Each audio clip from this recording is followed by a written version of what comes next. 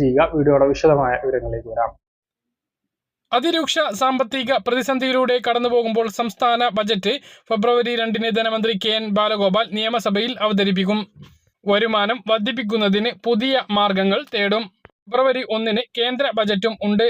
ഇത്തവണ കേന്ദ്രത്തിൽ നിന്നും സംസ്ഥാനത്തിന് കിട്ടുന്ന നികുതി വിഹിതവും സാമ്പത്തിക സഹായവും അറിഞ്ഞ ശേഷം അതുകൂടി ഉൾപ്പെടുത്തിക്കൊണ്ടാവും ബജറ്റിന് അന്തിമ രൂപം നൽകുക.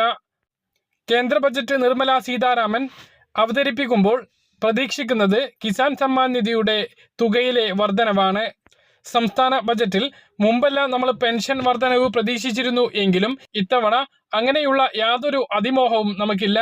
നിലവിലെ പെൻഷൻ 1600 കറക്റ്റ് സമയത്ത് കിട്ടിയാൽ മതി എന്ന പ്രാർത്ഥനകൾ മാത്രമേ ഇത്തവണ സംസ്ഥാന ബജറ്റ് നടക്കുമ്പോൾ നമുക്കുള്ളൂ. സിവിൽ സപ്ലൈസ് ഡിപ്പാർട്ട്മെന്റിനെ കരകയറ്റാൻ എന്തെങ്കിലും പ്രഖ്യാപനം ഉണ്ടാകുമോ എന്നുള്ള പ്രതീക്ഷ ഉണ്ട്. എന്തായാലും ഇതിന്